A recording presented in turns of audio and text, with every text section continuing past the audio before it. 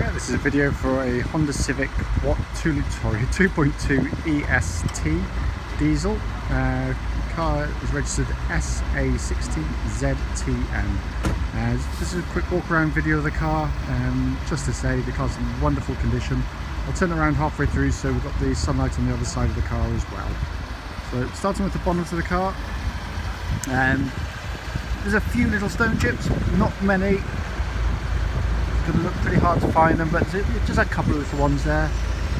New style grille on the front of the car, showing it is the newer model, and all the lenses are completely unmarked. So when we come down the near side of the car here, it's absolutely smooth as you like down the side there. On the front here, we've got Michelin tyre with tons and tons of tread and an alloy wheel that's pretty much unmarked. Just come down the flank here, really nice condition. Just a couple of very light marks which you'll probably just polish off. I mean, it really is very clean and crisp. Rear tyre again, Michelin, tons of tread again, and the alloy's good, but a little bit curbing just on the outside edge, you can see here. So this wheel just caught a curb somewhere at some point, but generally very good indeed. Let's come to the rear of the car now, all in really lovely condition. Rear bumpers pretty much unmarked there. Offside of the car, really clean and crisp. It's absolutely mirror smooth down the side. Offside rear wing here, unmarked.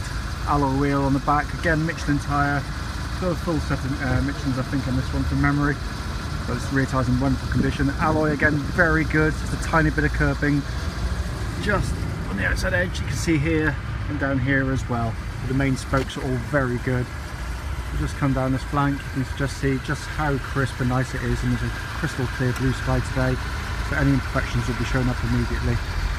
And finally offside front wing, really good. Final Michelin tyre, again like those, tons and tons of tread on the car, and this alloy's pretty much unmarked on the front here. Coming into the boot area here, absolutely massive boot. Luggage, boot cover there, all intact. Fabrics in here in really top condition. Obviously you've got your power outlet there. 60/40 fold on the rear seats. So it's all in very fine order back here, and it is quite a massive boot. In the Civic you also get this little extra stowage space, and you can just pull that back and drop it down to increase the amount of boot space in there as well, which is really clever design. Coming to the back of the car now, near side rear door card, lovely condition.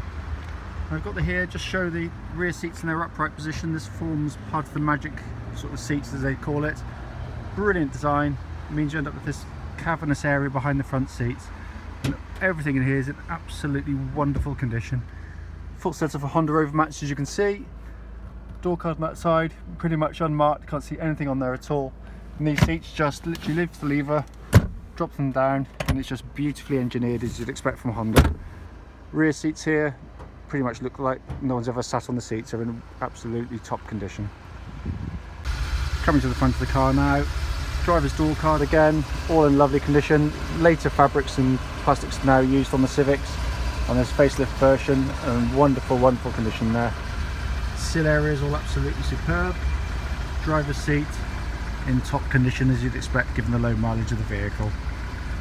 Come across here, front passenger seat again completely unmarked and pretty much as new. Looking above our head, so ES spec, so you get this lovely big glass panoramic roof. Press of a button, you can close it over like that and then back open again if you so wish. Right, so I'm inside the car now with the engine running. As you can see here, we've got the owner's manual pack and the lock and wheel nut key for the car is all good and intact. Passenger front door card again, like the passenger driver's one, top condition. I'm just going to scroll around this wonderful dashboard. Here you can see obviously EST model, so that designates this one comes with this new big screen sat nav system as standard on the car. Got your dual zone climate control switches there, and all the readouts are all perfect, no pixelation or any otherwise on there. Come to the dashboard, this brilliant two-tier dashboard, more of which on the following test drive. All crystal clear, no marks on there at all. As you can see, 48,449 miles recorded. This was done just after I did the test drive, which follows this this video. No warning lights on the car, obviously just the fuel light there that you can see. So auto lights, auto wipers, and then this multifunction steering wheel. So audio controls top left, top right, you've got the cruise control buttons and information display system buttons further down. Obviously engine start button and electric window switches, all of this works perfectly. And obviously electric wing mirrors, you can fold those electrically as well. Press a button and they just fold in and work absolutely perfectly. I'm just under the engine bay here, Honda CTDi diesel engine, really nicely presented engine bay on the Hondas. The engine always sounds a lot noisier on the video than it does in reality when you stood here, but it's a wonderful unit. No DPF filters, no cam bolts to worry about. Very different in performance and amazing economically. So finally inside, just wanted to show you the service history for the vehicle. It's got a lovely history to the car. The first 5 services all done by the Honda main dealer, and then 1 independent garage has done the last. Right, this is the road test video for a Honda Civic 2.2 EST. It's registered SA60ZTN. Mileage at the start of this brief road test is 48,440 miles. The reason why we're doing these videos now is really for those who may be coming from a long way away, and we're selling to people from all over the near continent and the extremes of the UK now. So it's just to give people that reassurance if they're going to come that distance that the car drives as it should and there's no issues with the vehicle, or if there are any, then I can let you know of them prior to setting off to our garage. What I try and do the videos as far as I possibly can is to mimic obviously what any potential buyer might do when they come to see the car, and just go through them in order for you. So I always start with the engines. This particular model obviously is a 2.2i-CTDi diesel engine. This is obviously the facelift version, so there were a few modifications done to the car, and as an example of the engine, it's absolutely fine. It's a lovely unit anyway, as you know from my previous videos. The engine, this particular car, starts absolutely on the button. It's very refined, very smooth, there's no strange noises coming from it at all. Pulls incredibly sweetly, there's no turbo whistle or noise coming from the car either. It really is, you know, I can't fault this engine.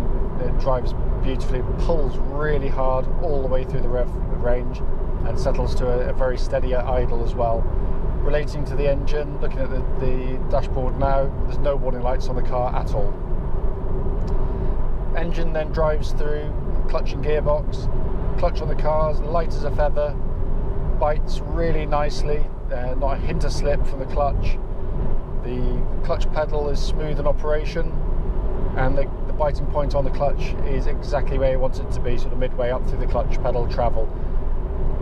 That then goes through this brilliant Honda 6-speed gearbox, very typical Honda box, and this particular example is in absolutely perfect condition. It finds every single gear absolutely perfectly.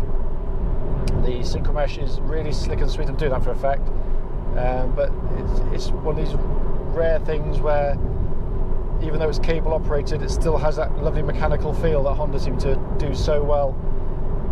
Every gear finds its way home perfectly. The little springing between the gates is absolutely spot on. It really is. In terms of the engine, gearbox and clutch, cannot fault it. As you can see there, car tracks bullet straight. No vibrations through the steering wheel at speed, so it looks like all the wheels are balanced nicely underneath the car, and the tracking's all very good indeed. Through the steering wheel, again, I try and feel for any kind of hint of wear through the steering. You can generally feel it, a little bit kind of aftershocks, which suggests that, you know, like track rod ends or ball joints might have a bit of wear in them, but it is absolutely, it's unbelievably tight, the car. The suspension of the car likewise, you know, you know when you're going over a bump, you can hear the bumps, and you feel them, but there's no hint of any kind of wear in the system. Again, quite often you find when you drive the car, you get a little bit of kind of chattering from underneath, or, you know, a distinctly metallic clunk, but there's none of that on this car at all.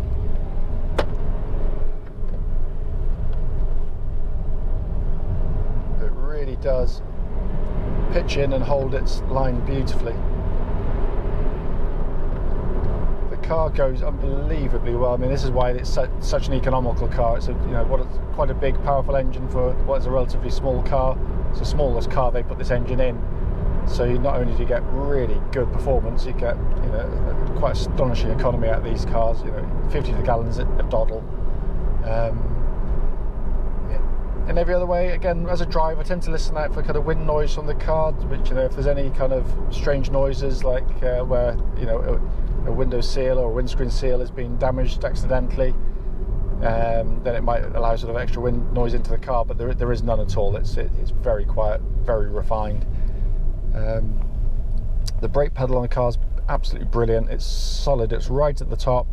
I love the braking system on these because it's not sort of over servoed like you quite often get in French cars. It's just very well modulated, and it's solid as a rock. There's not a hint of distortion in the brakes. When I hit the brake pedal, I can't feel anything back through. As soon as I hit the brakes, the nose is diving down beautifully and nice and straight. So in essence, in terms of kind of the mechanicals of the car, I genuinely, I said I will, if I can find a fault on the car, I will. I found one recently on a road test on a Accord. It had very distinct pulsing on the brake pedal, which suggests that there was a disc distorted, and true enough, when we got it into the workshops, we found it was, and that's now being replaced. So I will pick holes in it if I can. I'm not expecting to, given the age and mileage of the car, and certainly given the service history and the way it's been looked after. But all cars can have issues from time to time. The interior of the car is in really lovely condition, as you'll know from the previous walk around video. This is because it's the facelift version, they did improve the interior quality over the earlier models, and given the fact this car's not been cleaned yet since it's come into us a few minutes ago, it's a really fantastic order. Coming across the dashboard, obviously because this is the EST model, you get this new big screen sat-nav system. It's really nice to use, actually, and it fits in nicely with the rest of this brilliant dashboard. It really is a work of art. This is where style isn't at the expense of function. It's just done really nicely. So you got this, what I love, this two-tier dashboard. So you've got this high up speedo, so as I'm looking at the car in front, the white car, I know immediately what speed I'm doing without, I can look at both at the same time in effect, because out of my peripheral vision I can see the speed ever so clearly, and that means I'm not having to sort of lower my head, take my eyes off the road for a nanosecond, just to get that information. And it's all crystal clear. That's just the fuel light coming on, by the way, so don't panic. To the left of the speedo is a little rev light there. It just gives you kind of an indication of what sort of revs you're pulling. So as you get closer to the red line, little red lights come on to say if you're going into the rev limiter. To the right, you've got this econometer. That is quite good, because it just, if you keep those lights up and illuminated, it encourages sort of much more economical driving. Coming down below, we then got this more conventional binnacle, and really nicely done. It's kind of like a hologram effect. It kind of comes out towards you, so you got this really big, bold rev counter on the car. Really easy to take the information in. And in the middle of that, you've got the information display for things like fuel economy, trip meters, that kind of stuff, outside temperature. Also, to the left of it, you've got the temperature gauge, and as with all these Hondas, that should be somewhere around the third of the way up, certainly just under the halfway mark, and this is exactly where this one is. Absolutely perfect. And then we've got the fuel gauge to the right hand side, which is just illuminated its fuel light as I've been driving along.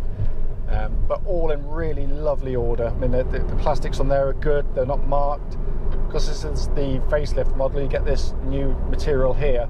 This used to be kind of a shiny effect, which looked very nice when it was new, but if you weren't too careful, you could scratch it quite easily, and it could look worn relatively quickly as well. But it all works absolutely beautifully. The car drives faultlessly. I cannot fault it. It's a beautifully built car. It's incredibly dynamic. It's got lovely quick steering, very little body roll.